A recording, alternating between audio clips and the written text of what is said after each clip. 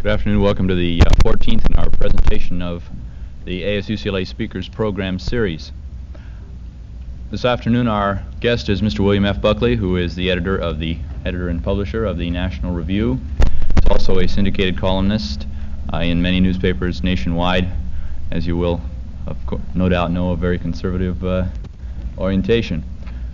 Without further ado, Mr. Buckley.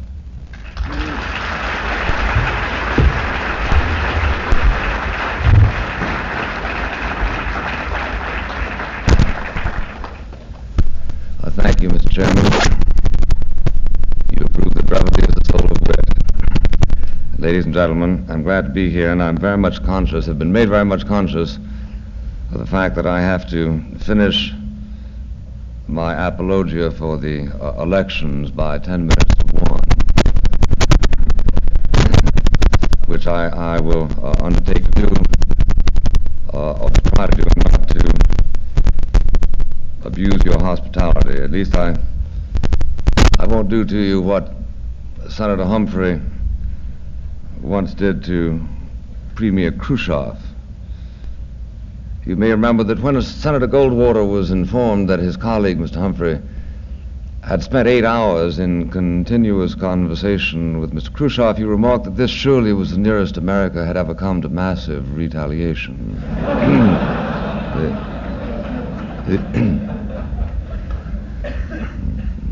The question has been raised persistently during the last few weeks, what in fact was proved by the national election. The predominant opinion-making community seems to be anxious to establish that the vote conclusively and definitively discredited the conservative movement. The idea being that so smashing a victory as was won by Lyndon Johnson and the corresponding defeat sustained by Senator Goldwater very definitely registered the a popular mandate on the issues at stake. The difficulty, of course, arises in asking oneself what were the issues at stake, at least as commonly understood. It seems plain enough that Lyndon Johnson symbolized the liberal approach to foreign affairs and domestic affairs, and that Barry Goldwater symbolized the conservative approach to domestic and international affairs. But beyond that, one asks, did a great debate ensue during the summer months on the basis of which the two positions were put forward exhaustively, probingly, enticingly? It seems to me that didn't happen. And one of the reasons that it didn't happen is, again, it seems to me, as a result of a kind of apparent nervousness on the part of some of Senator Goldwater's critics, who seemed to be saying shortly after his nomination that although they were confident of the relative rightness of their cause, they were not going to enter into a prolonged dispute purely on the issues of liberalism versus conservatism. Under the circumstances, we saw, symbolizing the nature of the rhetoric of the campaign, Mr. George Meany, 2 weeks after the nomination, proclaimed that the election of Senator Goldwater would establish a parallel to the election of Adolf Hitler in 1933. 2 days later, Justice Emanuel Seller, head of the Judiciary Committee of the House of Representatives, made the point that if one were to elect Goldwater, one would risk Nazism in this country. And not to be outdone, 2 or 3 days later, Martin Luther King, speaking in Germany, drew a similar parallel between Goldwater and Hitler. Now, it seemed to me that, of course, in the course of saying that kind of thing, and here we had to make it easy to accept a Protestant and a Catholic and a Jew ecumenically agreeing on this particular point, that the result of it was, of course, to encourage a kind of hysteria about Senator Goldwater and the conservative position, on the basis of which it might be judicious to say that the returns of the November 3rd election do not definitely establish in one way or another what the meaning of this particular mandate was. We see, we saw a few weeks later President Johnson announced on Monday Senator Goldwater's ranting, raving demagogue, which demagogue on Tuesday went down to Florida and with that glorious ineptitude which is the despair of his political counselors, chose that moment to lecture against Medicare for the aged. Went on Wednesday to Atlanta where he argued against reapportionment, and went on Thursday to Knoxville, Tennessee to argue against the anti-poverty program. Toward the end of the campaign, the critics of Senator Goldwater seemed to be divided roughly into two camps. The one camp maintaining that Senator Goldwater desired to enter the White House because he lusted so hotly for the opportunity to push the nuclear button in order to devastate the entire world. This was judged by the other school of critics to be an oversimplification. on the grounds that it would not permit him time to send the Army down to Knoxville to pull out a few strategic plugs and flood the Tennessee Valley, or to assign a bill permitting our senior citizens to euthanasia, or perhaps worse still, to commit further disrespect upon the New York Times. The point, of course, was that the election, as a result of the rhetorical enormities committed, so many of them in pursuit of moderation, did not, in my judgment, and I think historians of the future may acknowledge this, seem in any observable way to commit the United States into in any particular course. I treasure as a lasting memento of the campaign a little notice carried in the New York Times the day after election about a lady in New Hampshire who had been a lifelong Republican, but who announced to her friends that she was going to vote for Lyndon Johnson. Why? They said, because, she said, she had become convinced after Nelson Rockefeller's campaign during the primary in New Hampshire that if Senator Goldwater was elected, he was going to sell her TV. No, their friends said, not your TV, the TVA. Well, she said, that's very reassuring, but I'm not going to take any chances.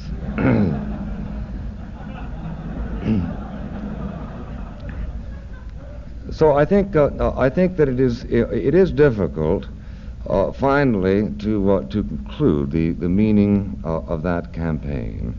The contrast in the behavior of Senator Goldwater at the hustings and the behavior of some people whose stands seem almost to define responsibility on the other side is interesting.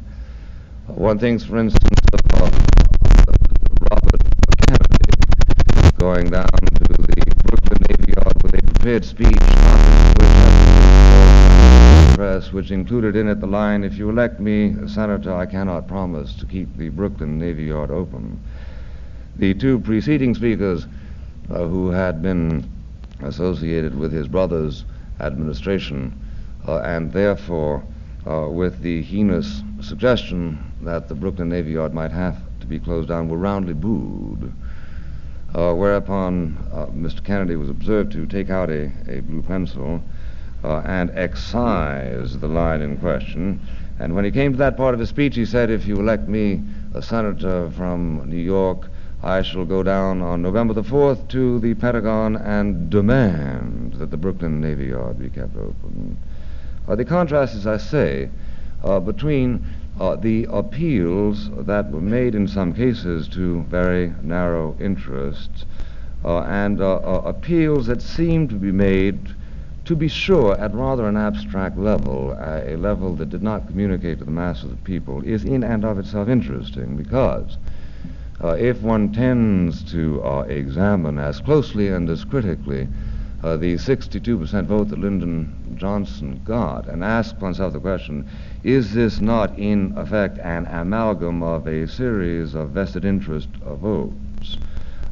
Do we not here therefore have a factitious majority of the kind that cannot be said to have committed itself on the major issues of the campaign, if there indeed were any such, after the welter of extremist rhetoric? But let me go from there, highly conscious of the time, if I may, to say that Senator Goldwater having come and gone, it may be relevant to ask what were some of the factors that made possible the rise of his candidacy, and ask whether they too were submerged by the vote. I was recently in Europe, and there the phenomenon of the rise of conservative thought in America is only more baffling than it is here. Remember that it is generally believed in Europe that the principal contribution America can make to Western thought is not to think at all. I grant the generality that the world would probably be better off, not worse, if a lot of people who are presently hard at work thinking should desist from doing so and spend their time instead cultivating the thought of others. I remember an occasion not long ago when an editor of National Review remarked on hearing the news that $600,000 had been allocated to bring together in seclusion for 1 year a dozen top American philosophers at Santa Barbara just to think about thinking, that the expenditure of $60,000 per year apiece toward the withdrawal of the average modern philosopher from public life is a price America could ill afford not to pay. But the fashionable view in Europe about American intellectual activity and the role it plays in Western thought is, again, I should think, oversimplified. It is generally thought there that America in the modern era has taken the place of Rome in the ancient era, that it is we who have successfully organized the resources of nature in order to guard peace, and who have produced the greatest share of the world's material goods in order that others might indicate how best they might be enjoyed in usufruct. But unlike ancient Rome, it is said sadly, truthfully, America has not acquired the mien, let alone the habit of great power. We have not even acquired gravitas.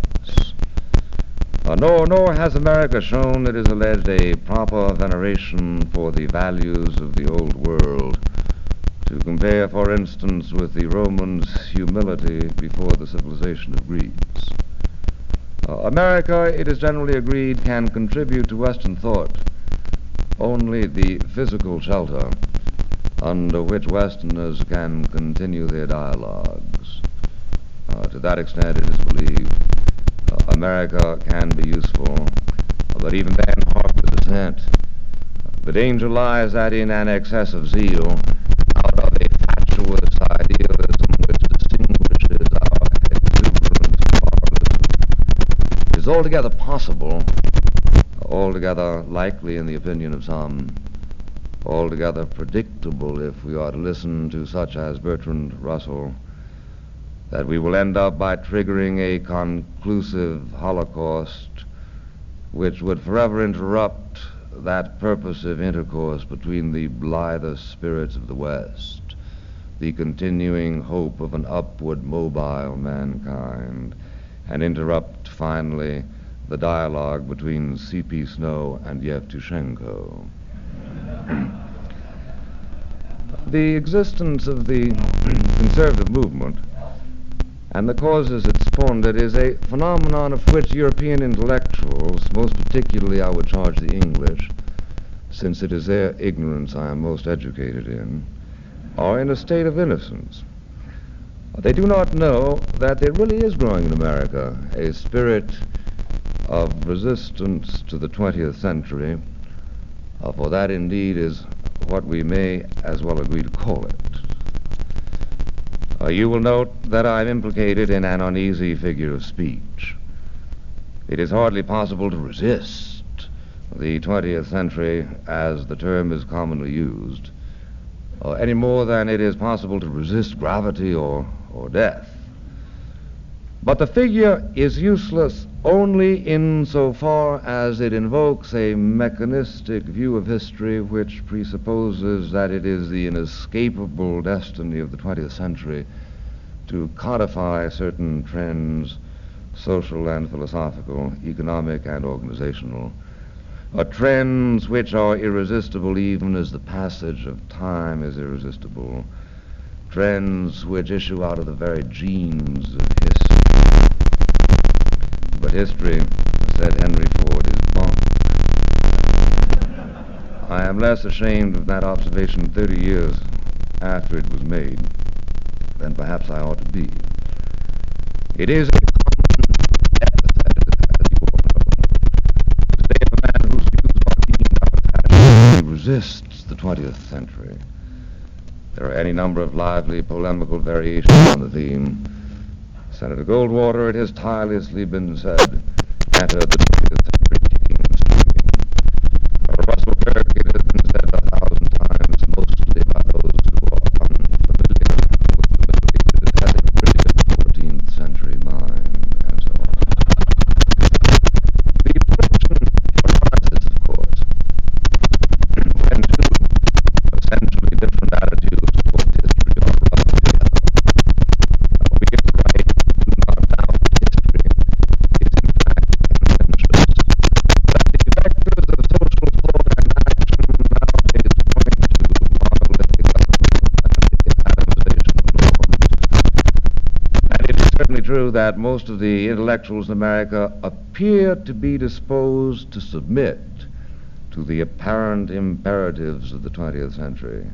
Apocalypse is in the air. To speed us on the way to apparent safety, we must pay the cost of hitchhiking along with the century in Europe, in Asia, or in America, where it is tacitly acknowledged to be that a high cost, the surrender of the self.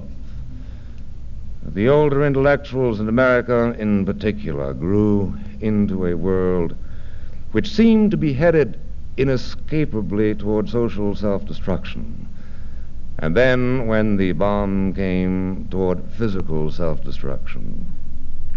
10 years ago, Bernard Chambers drew my attention to a note in the Journal of the Concord Brothers, one of whom had been taken that day by Madame Curie to see the atom in the laboratory in which it had first been identified.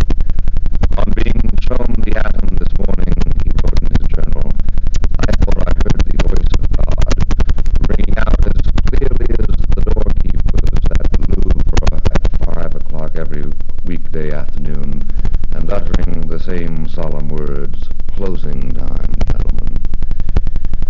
Indeed, though one of those who would resist the 20th century would be so foolish as to say that it is the ideal arena in which to make the struggle. If you wish to lead a quiet life, Trotsky said to a contemporary, you picked the wrong century to be born in. And indeed, his biographer commented, The point was finally proved when a pickaxe mauled the brain of the man who framed those words. So, it is not an escapist's indifference to the distinctive darkness of this century's shadows that makes possible the spirit of modern conservatives. The spirit of defiance doesn't issue from a romantic American ignorance of the gloomy composure of the times we live in, but it does, I think, issue in part from distinctively American patterns of thought, from the essence of the American spirit. The European observer is entitled to believe on the basis of the evidence he reviews, which, however much of it flows out of the submissive ghettos of many American universities, that all America has come to terms with the 20th century of the determinists. But I suggest that his eyes are not properly focused. In America, there are those who are dragging their feet, resisting, complaining, hugging on tightly to the ancient moorings. What do they cling to? Among other things, the individual and the individual's role in history. They hope for the individual to survive the 20th century. They bank their faith on the individual's resources guided by eternal lights, and venture to predict, in Conrad's words, that America will spit back at the gale, giving it howl for howl, and in the end will survive the convulsion and assert its mastery over the elements. These are heroic words, mere bluster, many of you will think. But consider a few things unaffected by last month's elections. One, it is essentially the modernist view that only the state can negotiate the shoals that lie ahead of 20th century man. We are accordingly urged to believe in the state as the primary agent of individual concerns, a belief that is embedded in the analysis and rhetoric of socialism. Yet we are resisting in America the beatification of the state.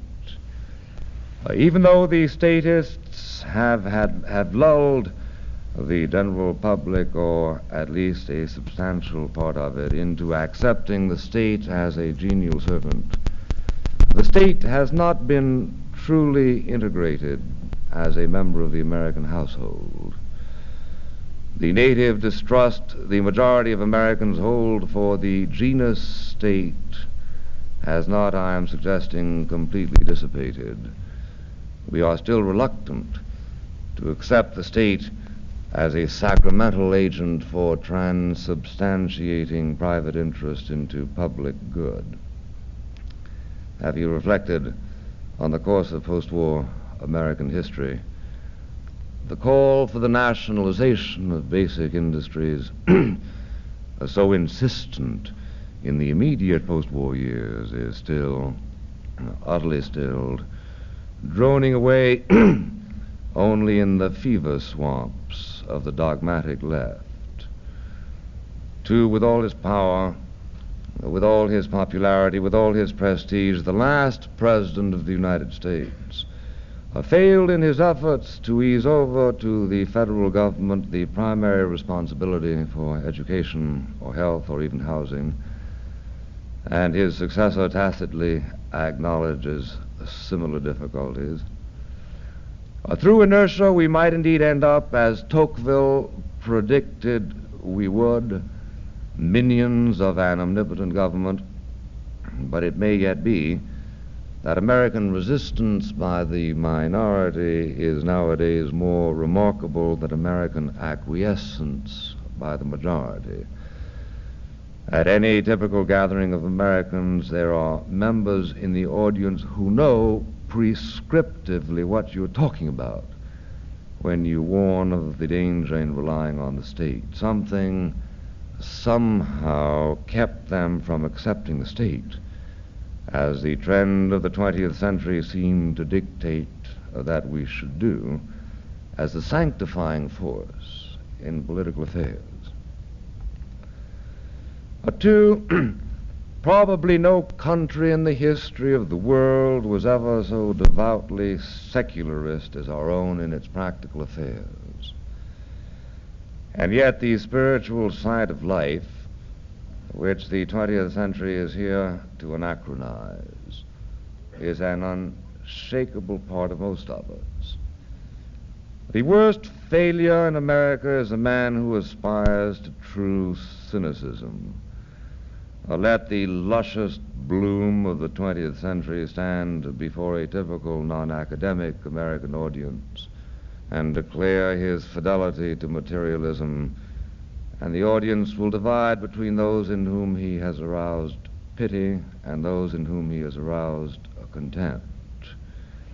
It is as fashionable in America as in Europe to declare that truth is not knowable, that the freedom of inquiry is the nearest we can hope to come to the truth.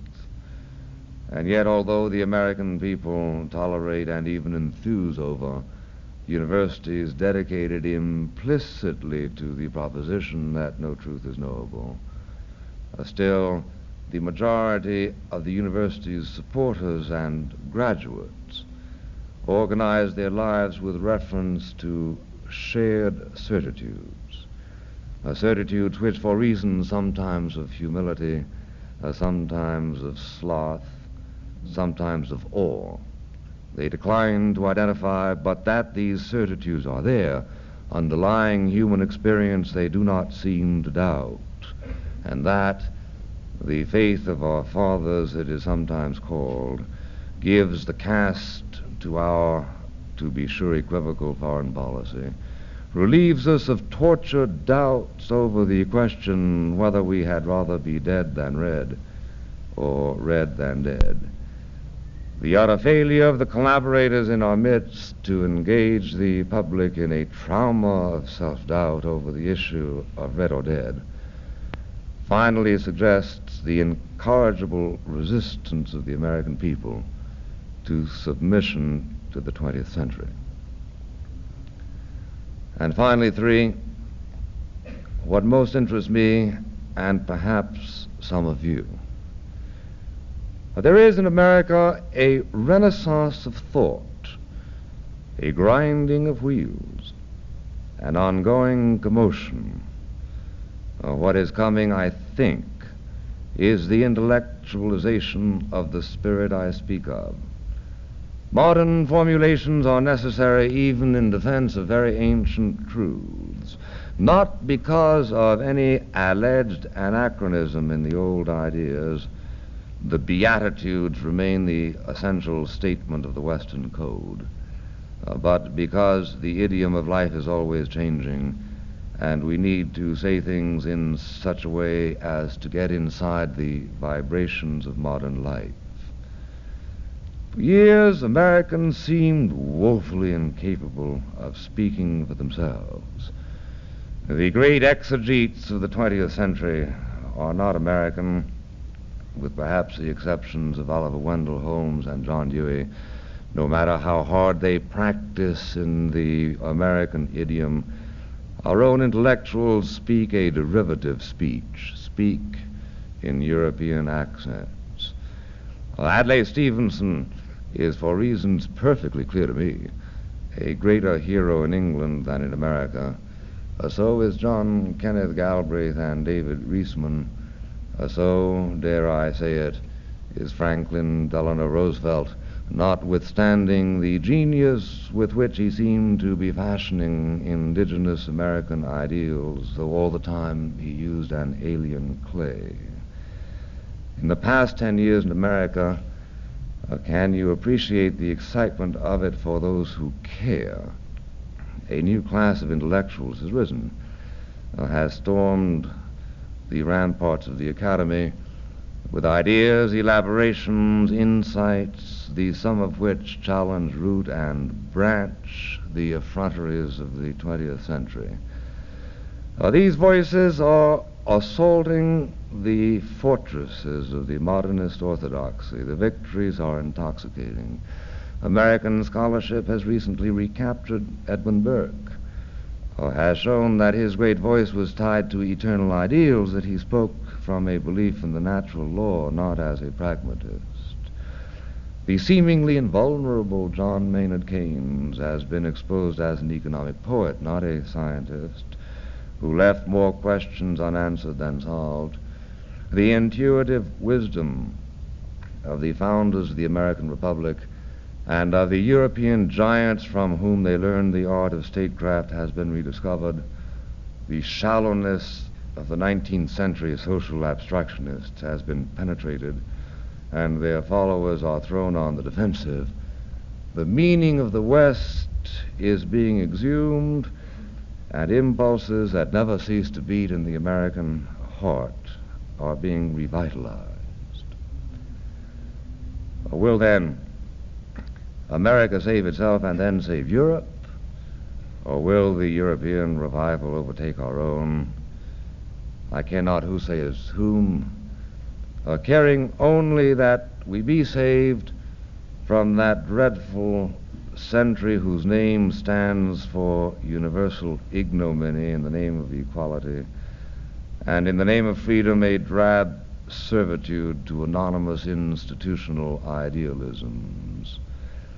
I only hope and pray that as time goes by, the 20th century will shed the odium that clings to its name, that it may crystallize as the century in which the individual overtook technology, the century in which all the mechanical ingenuity of man, even when fired by man's basest political lusts, proved insufficient to sunder man's relation to and dependence on his maker.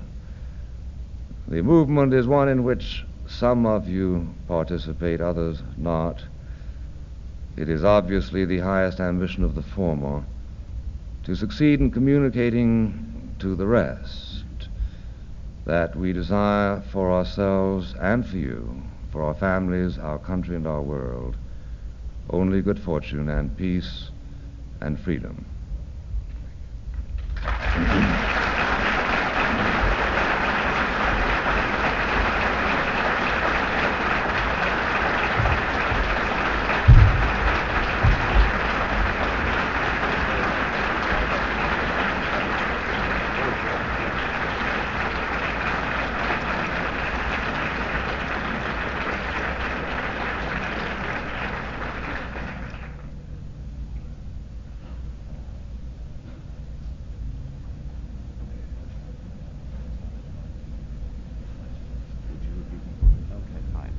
Mr. Buckley will now entertain questions from the floor. I will repeat them. Thank you very much. See a hand right here in the second row.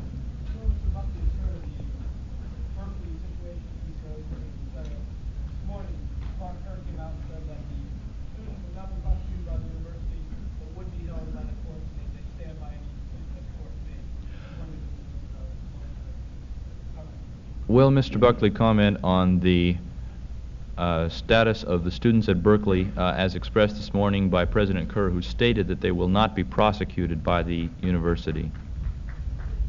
Would you care to use the microphone?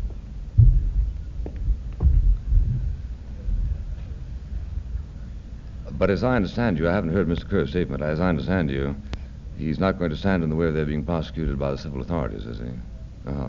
Well, the situation is a vexed one. What interests me, frankly, is much less the actual issues involved. They are tangled, are difficult to understand, as the overreaction of the student body. It seems to me that the kind of thing that was done there might have been suitable if the university had announced that every morning at dawn it would execute 10 obnoxious political students.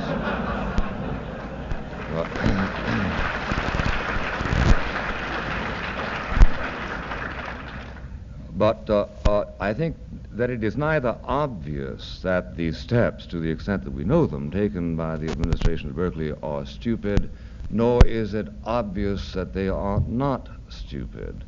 But what stands out is not any discussion of the merits of the position they were taking, as the fact that 800-odd students were prepared to go to jail in order to make their particular point. What is their particular point? It seems to me that there is a phenomenon in America from coast to coast, and that Berkeley tends to be its lightning rod, in which students more and more tend to urge the position that they ought to run the affairs of the university. Mr. Mario Savio got up and said in front of 3,000 cheering students, universities are places for faculty and students, and the only thing for administrators to do is keep the sidewalks clean. I found that I found that myself rather exhilarating. In its arrogant anti-bureaucratic appeal.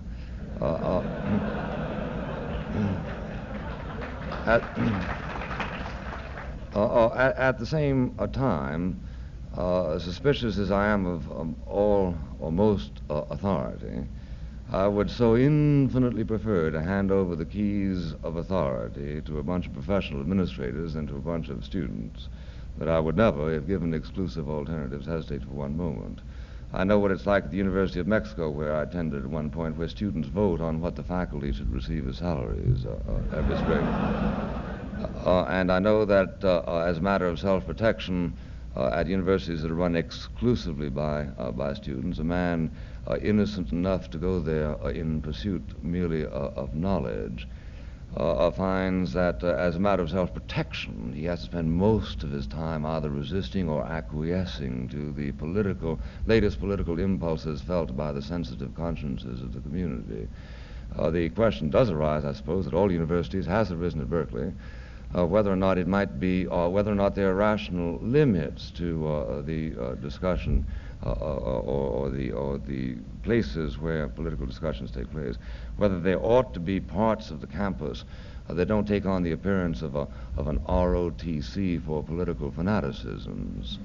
And under the circumstances, on this particular time, I'm on the side of City Hall.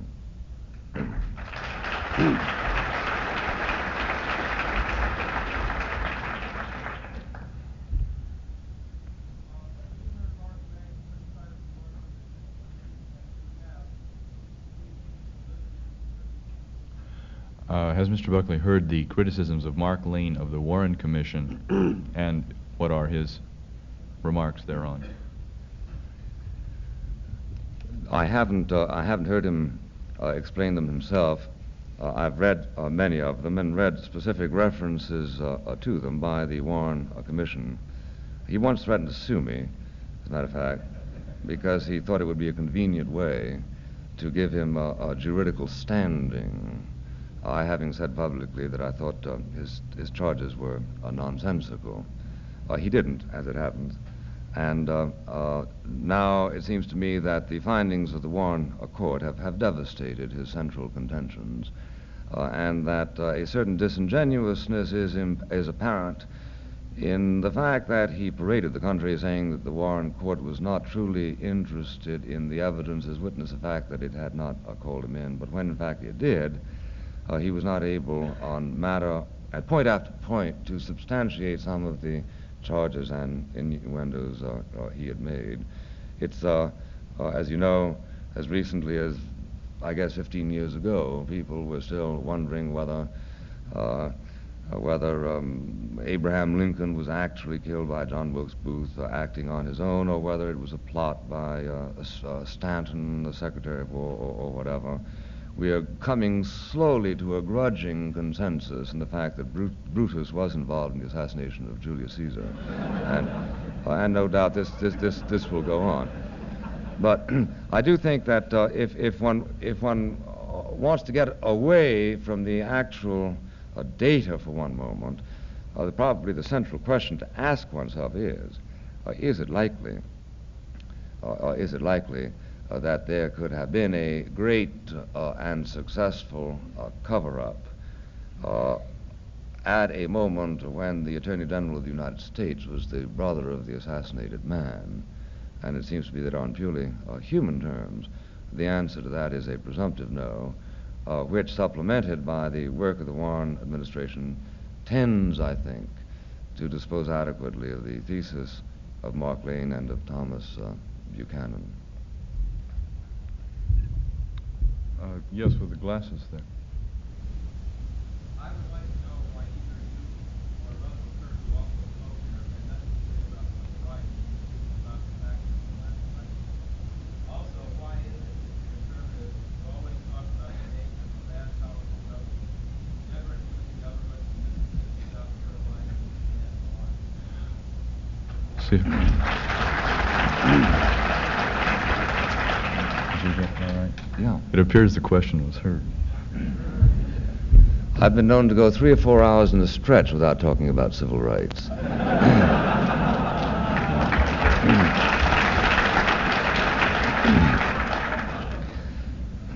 I am interested in civil rights, concerned with civil rights. I've probably written more about civil rights than anybody in this room.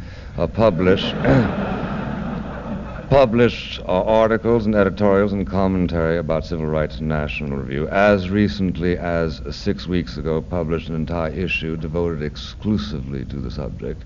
But I don't feel I don't feel part of that fetishistic community that feels that like saying grace, you cannot proceed with a discussion of matters without bringing up the subject of civil rights. The subject of civil rights was not central to the theme of my talk. It was extraneous to it. I'm perfectly prepared to answer any question you have on civil rights, provided you don't say that I sneakily left it out of my address because I'm so afraid to contemplate.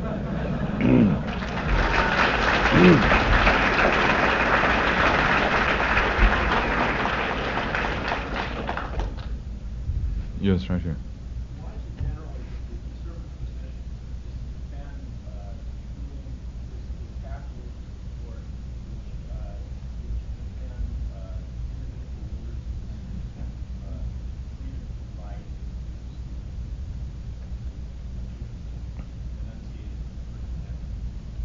Why do conservatives tend to attack positions and rulings of the courts defending individual freedom as presented in the First Amendment to the United States Constitution?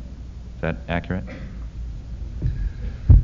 Because it seems to us that some of the rulings of the Warren Court have shown a kind of fanaticism with respect to certain aspects of the Bill of Rights, which call into question the balance of the entire document. Professor Sidney Hook has brilliantly demonstrated that it is impossible to believe in a single freedom without being a tyrant, i.e., believing that a single freedom can be absolutely regarded, because any absolute devotion to a single freedom necessarily ends you up colliding with certain other freedoms.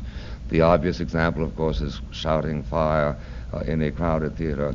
Another example that he cited, just for instance, is the right simultaneously of a man to a fair trial and the right of a newspaper to report the news as it sees fit. Occasionally, there are conflicts between the two. The conflict that has been suggested by certain of the findings of the Supreme Court during recent years is one in which, on the one hand, the Congress of the United States is given the responsibility for guarding the common security, I quote the quaint words of the Constitution of the United States, and an individual, in effect, lays his claim before society to be absolutely unmolested in the course of his attempting to subvert that society.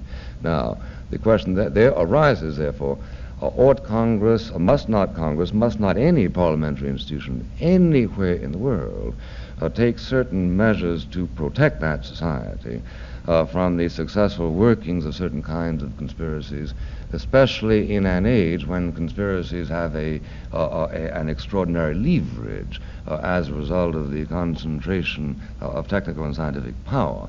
It is by concentrating exclusively on the right of the individual to the extent of ignoring the responsibilities of the legislature that the Warren Court has, in my judgment, sometimes erred. Justice Black, for instance, vouchsafed us his latest intuition 18 months ago. There ought to be no libel laws at all, none at all. This he presents as an indication of his fidelity to the freedom of speech, as you put it a moment ago. But here you have a classic example, it seems to me, of extreme a priorism. You are free to speak, but presumably you are also therefore free to ruin and undermine by lies and slander and the rest of it the reputation of other innocent people. They also have rights. And Justice Black's position on the libel laws, that he would repeal them absolutely as inconsistent with the First Amendment, is an example of the kind of fanaticism against which Oliver Wendell Holmes himself warned us when he said that there isn't a true principle in the Bill of Rights that cannot be made laughable by an extension of it beyond the limits of intelligence and prudence.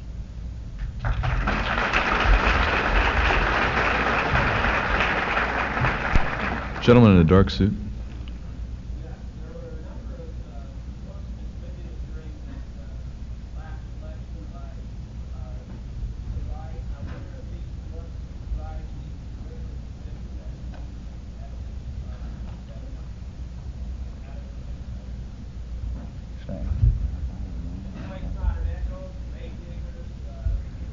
Thank you. There were a number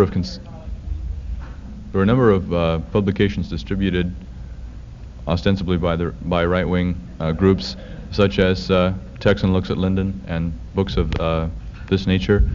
Do these adequately represent the position of right-wing groups? No, for the most part, they're not about conservatism at all. They're about why people should have voted for Barry Goldwater and not for Lyndon Johnson. It is hardly part of the conservative credo that Lyndon Johnson is or is not a crook. This is not the kind of thing that Edmund Burke concerned himself with, for instance. If I think what you really want to know is what is my opinion of these books, and will I please you by saying that I wouldn't touch them for fear of being defiled?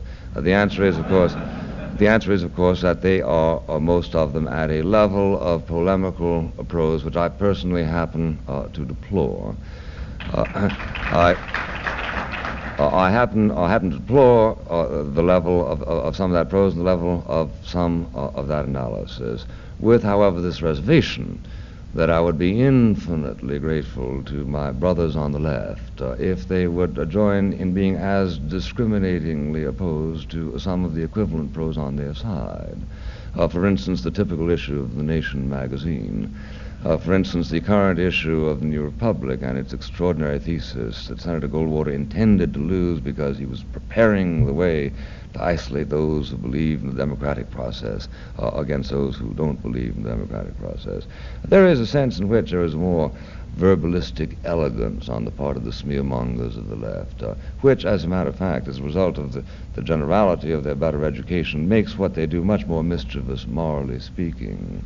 And under the circumstances, I will join any committee that anybody starts to deplore the issuance of tractarian literature of this kind, provided we will agree to survey not only the works of John Stormer, say, but also the works of the inhabitants of the cellars on the other side. Now, actually, so a book like Stormer's must not be thought of as a conservative book, as I repeat, but merely as a book that favored the election of Senator Goldwater and made certain points on which I think he was dead right, having to do with facts in recent history and their meaning in terms of anti-communist policies.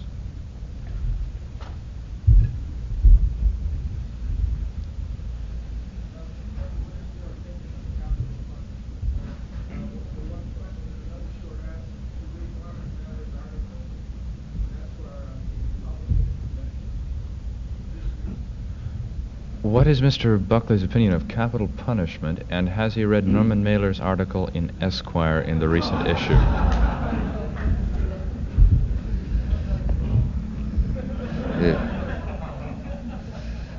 The question is whether or not capital punishment is suitable for Norman Mailer's result of his last article.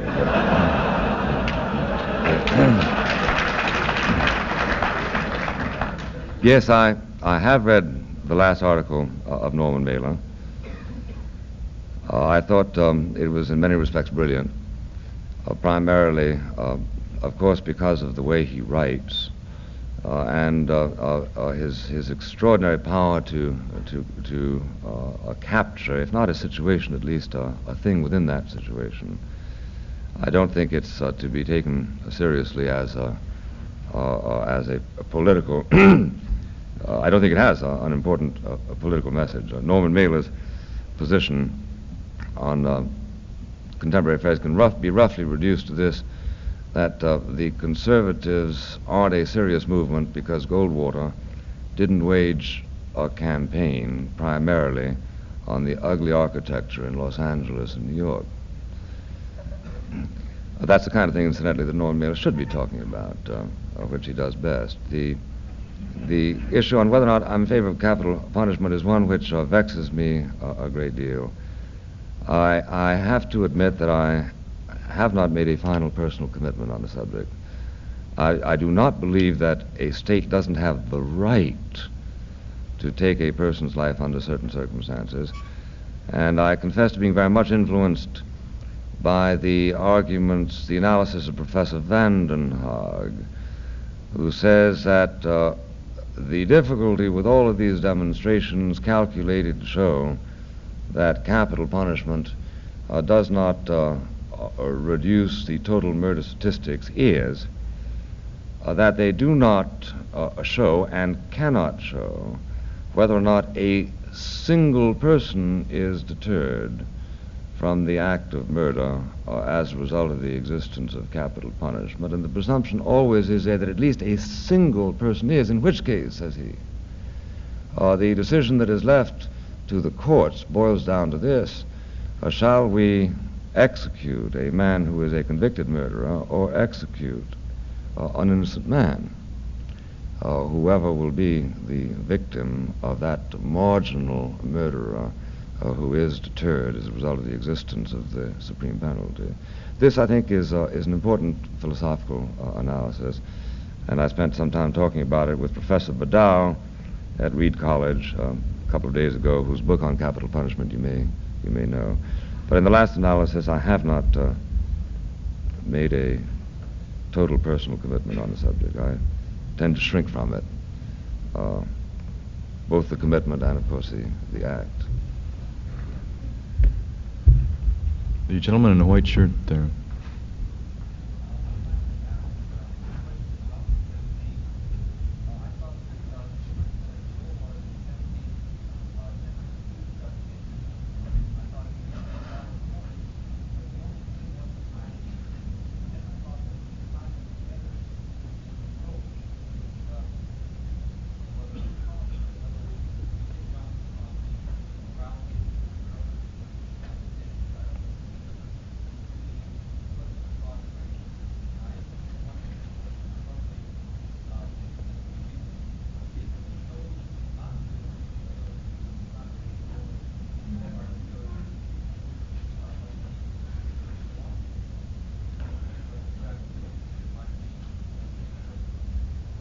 I'll attempt to repeat that.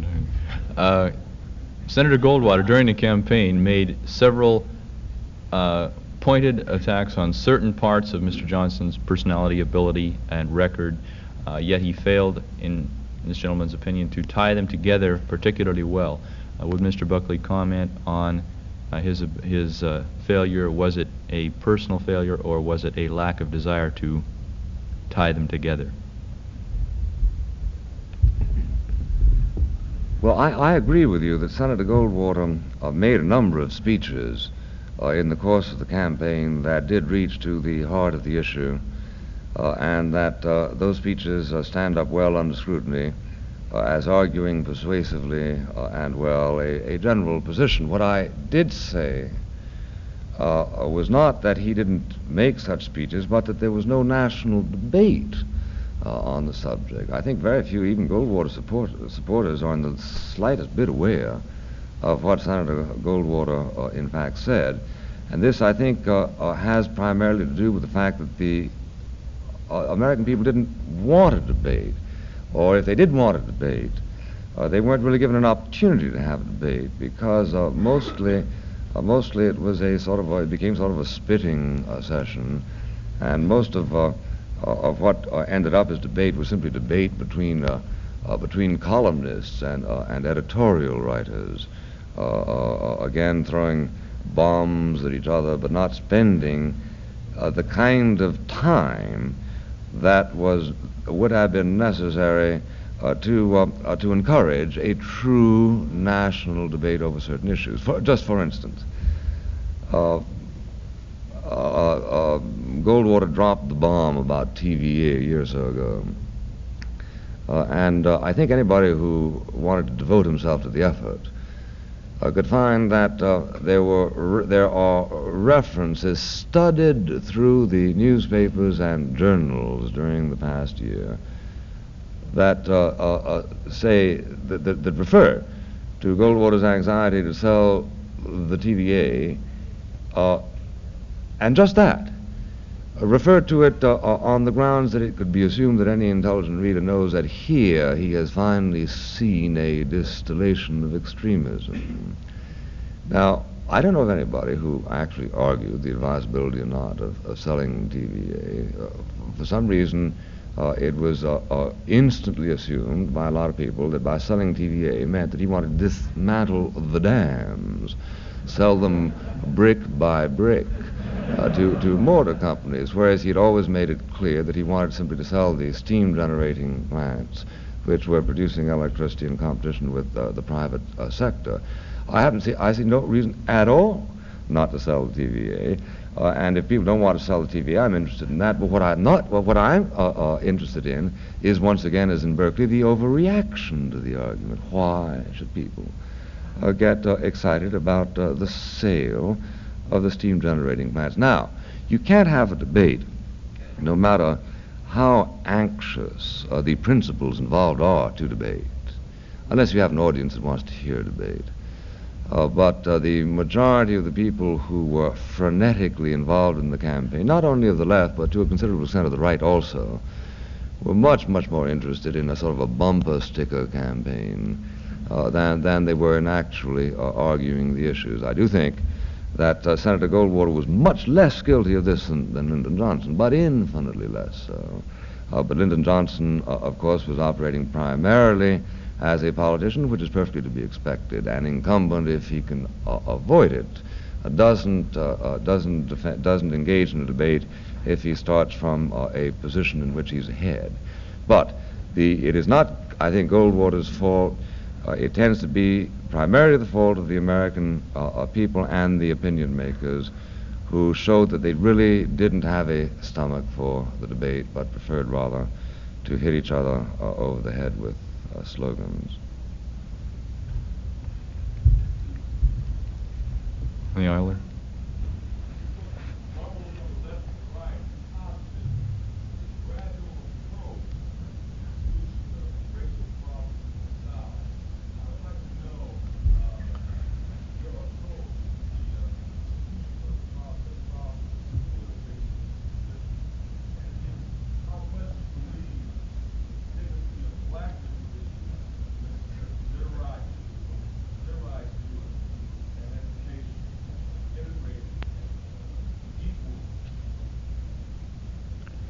If I may rephrase that, what is the extent of Mr. Buckley's conviction of the rights of black people in... Yes.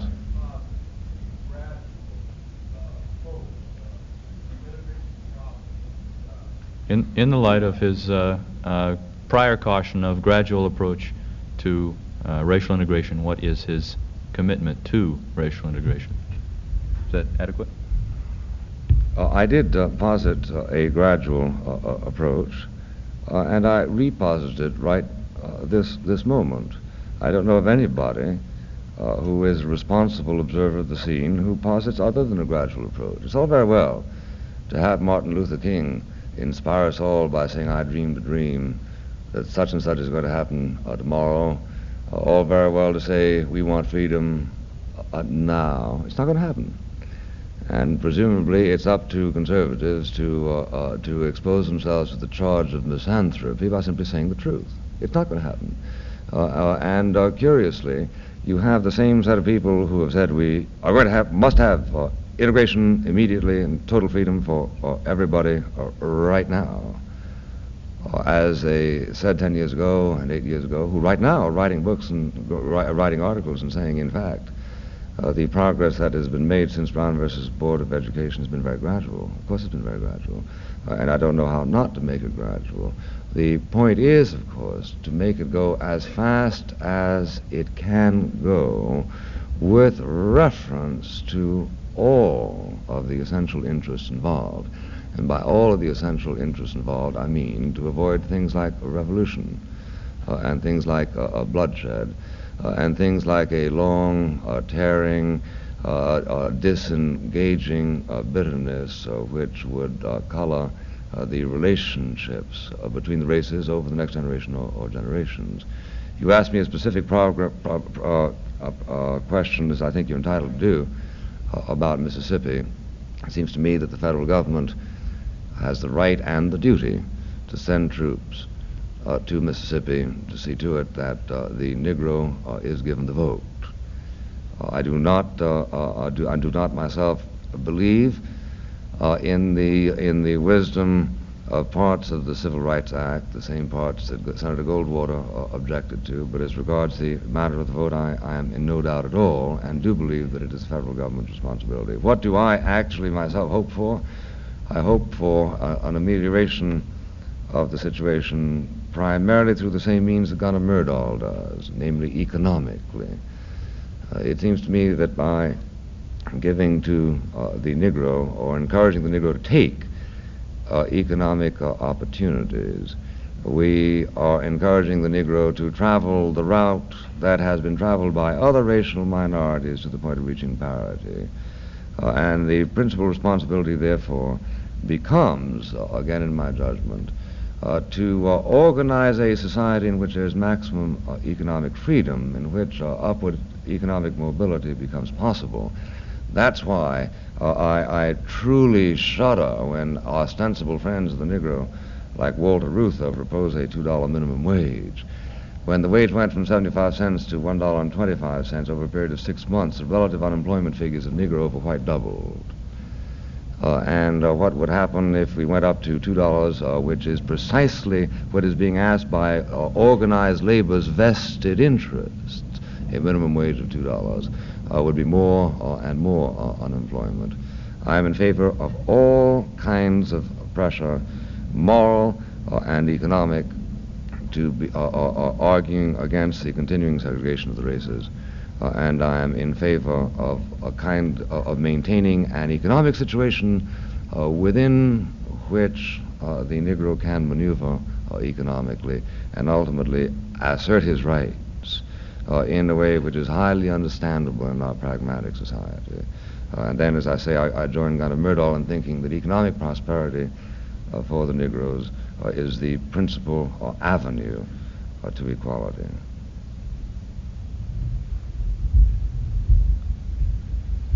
Yes, right here in the center.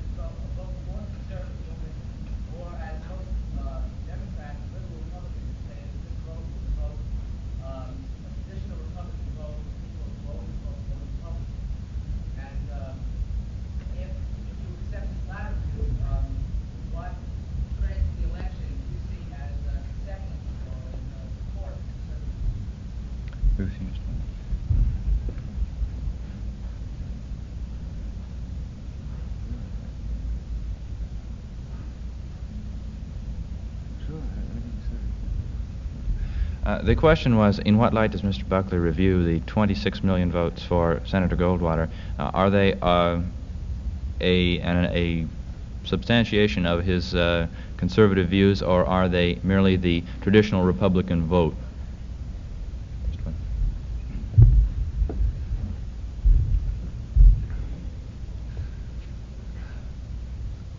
Oh, I didn't say Dean Birch was an intellectual, did I?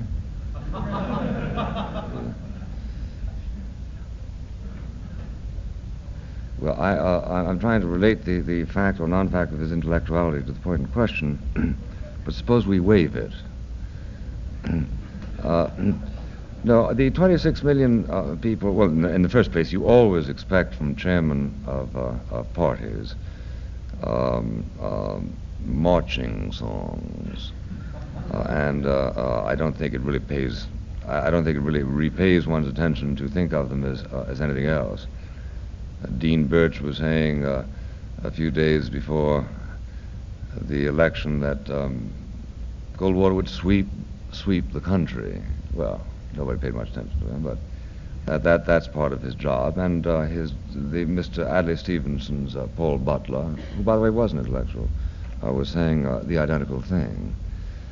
Now, the meaning of the 26 million vote is again very hard to say. I tend to feel that probably a substantial majority of those 26 million were positively for Goldwater and for Goldwater's position, and that a minority ranging from what, maybe 5, maybe 8, maybe 10 million can be thought of as simply being simply voting spastically for the Republican Party.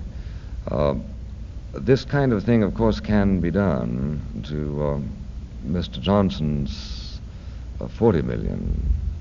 How many of those 40 million really believe in individual parts of Lyndon Johnson's program? We have rather extraordinary thing that Mr. Lou Harris, who is the royal pollster for Lyndon Johnson, came up with rather an interesting poll shortly after the election, taking 4 or 5 subjects. Are we being tough enough in our policy against the Soviet Union? No, 65%. Do you believe that relief benefits do have the effect, if indiscriminately given, of tending to demoralize the recipient? Yes, 62%. Do you believe that the Supreme Court has gone too far on such issues as the prayer amendment? Yes, 88%. And so it goes. So that this game can be played in 2 ways. I remember, as perhaps you do, how Senator Taft once outwitted the labor unions in Ohio, who had voted to denounce him as the author of the slave labor law, the Taft-Hartley law. And he had an independent concern go out and take a poll of organized labor, asking them to record their opinion on 10 points of law, and got an overwhelming approval of all 10 of them, which happened to be the constituent 10 parts of the Taft-Hartley law. So it is wrong to suppose that every one of the 26 million voted for the Republican Party because they were ardent fans of Goldwater, just as the complement of that is wrong with respect to Lyndon Johnson. But and to answer finally your question, yes, I do believe that the majority of those 26 million people are ardently pro-Goldwater, and I think that everyone noticed, however critical of Senator Goldwater, that there was never a campaign in recent American history in which support from the grassroots had been so strong. The notion that it was especially popular abroad that Goldwater was simply the puppet of the very rich men, the plutocrats in the United States, was never shown to be so disastrously wrong as when we saw the very rich men going over to the Democratic Party, and the campaign sustained economically by something like 10 times as many individuals as contributed to Nixon's campaign of 4 years ago.